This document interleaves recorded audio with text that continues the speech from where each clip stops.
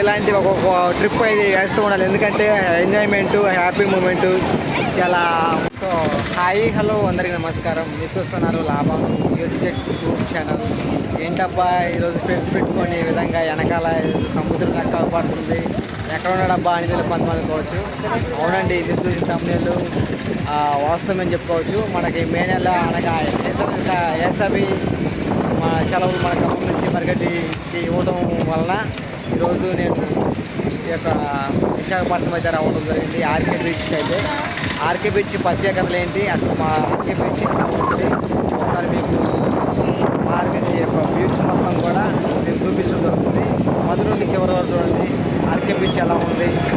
మీ ఫ్యామిలీలకు బెటరా లేకపోతే బ్యాచిలర్కి బెటరా, ఇక్కడ ఎక్కువ బ్యాచిలర్లు ఉంటారా ఫ్యామిలీలు ఉంటారా అనే సమాచారం మీకు అందించబడుతుంది.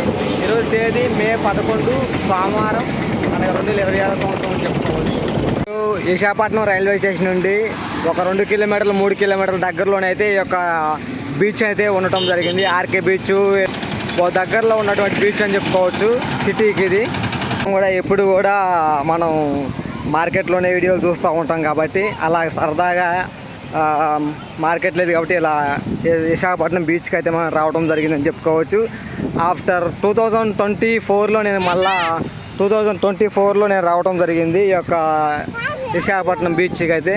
2025లో అయితే నేను రాలేకపోయాను. మళ్ళీ 2026లో అయితే మళ్ళీ ఈ యొక్క ఆర్కే బీచ్కి అయితే రావడం జరిగింది.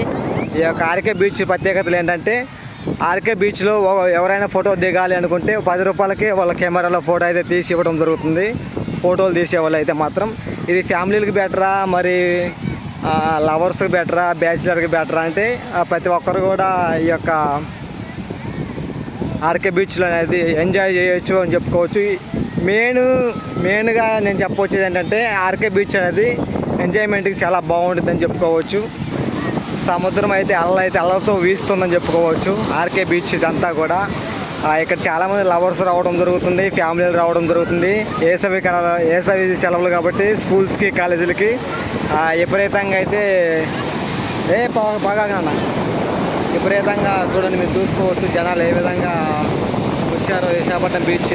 సోమవారం అండి, సోమవారం కూడా విపరీతంగా రావడం జరిగింది. అందరూ ఫ్యామిలీలు చాలామంది వచ్చారు, బ్యాచిలర్లు కూడా వస్తారు చాలామంది కూడా.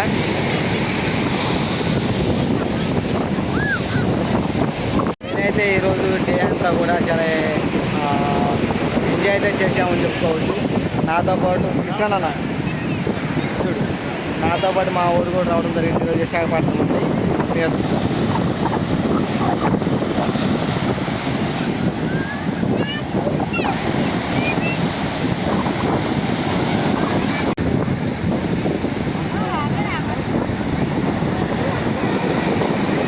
షిప్పులు అండి. షిప్పులలో మనకి విశాఖపట్నం నుంచి మిర్చి ఎక్స్పోర్టింగ్ ఉన్నదా లేదని నేను కొంతమందిని అడిగి తెలుసుకున్నాను. ఆ పాయింట్కి వెళ్ళి మీకు చూపిద్దామని చెప్పేసి. మిర్చి ఎక్స్పోర్టింగ్ అయితే విశాఖపట్నం నుంచి అయితే లేదంట అండి. చెన్నై, కోల్కతా నుంచి అయితే ఎక్స్పోర్టింగ్ అయితే జరుగుతూ ఉంటాయి. విశాఖపట్నం నుంచి అయితే ఎక్స్పోర్టింగ్ లేదని చెప్పారు. ఉంటే కవర్ చేద్దాం మీకు నేను అనుకున్నాను ఆ యొక్క పాయింట్ అనేది. అక్కడ మీకు కనపడుతున్న షిప్ వచ్చేసి అక్కడ ఓన్లీ చేపలు అయితే ఎక్స్పోర్టింగ్ అండి. చేపలు ఎక్స్పోర్టింగ్ అని చెప్పుకోవచ్చు. అక్కడ చేపల మార్కెట్ ఎక్కువ ఎక్స్పోర్టింగ్ కానీ అవన్నీ అక్కడ జరుగుతాయి, షిప్పుల్లో అక్కడ జరుగుతూ ఉంటాయండి. మీకు కనపడుతున్న హైట్ అక్కడ అనేది.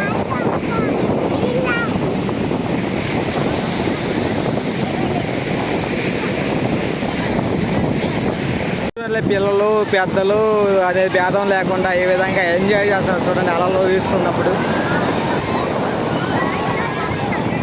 జీవితంలో ఇలాంటి ఒక ట్రిప్ అయితే వేస్తూ ఉండాలి, ఎందుకంటే ఎంజాయ్మెంట్ హ్యాపీ మూమెంట్ చాలా. మనకున్న ఎంతో కొంత బాధలు అలా ఉన్నప్పుడు ఇలాంటి ప్లేసెస్ మనం విజిట్ చేసేటైతే కొంచెం హ్యాపీగా ఫీల్ అవుతామని నా యొక్క ఉద్దేశం అండి.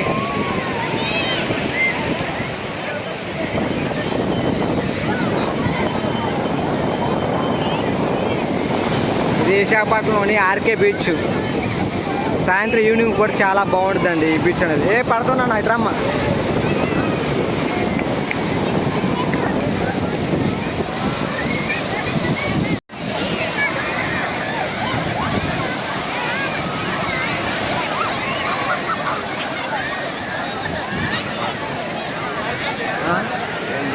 ఫైనల్గా అయితే ఇదండి ఆర్కే బీచ్ వ్యూ పాయింట్ అయితే చూసుకున్నట్లయితే మొత్తం కూడా కొన్ని మూవీలలో కూడా ఈ ఆర్కే బీచ్ అయితే తీయడం జరిగింది అని చెప్పుకోవచ్చు.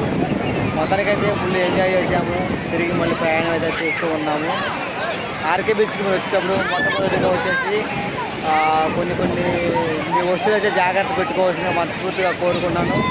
ఎందుకంటే బ్యాగులు దగ్గర ఎవరైనా ఒకరు ఉండాలి, లేకపోతే మీ యొక్క బట్టలు అయినా పోతాయి, మీ యొక్క డబ్బులు అయినా పోతాయి, మీ చెప్పులు అయినా పోతాయి, ఏ అయినా పోతాయి. ఈ యొక్క ఆర్కే బీచ్లో ఎవరైనా ఒకరుండి ఈ యొక్క బీచ్లో మునగాలి అనుకునే వాళ్ళు మునిగా ప్రయత్నం చేయండి.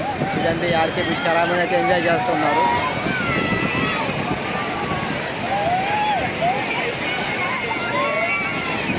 అలా అయితే బాగా వస్తుంది.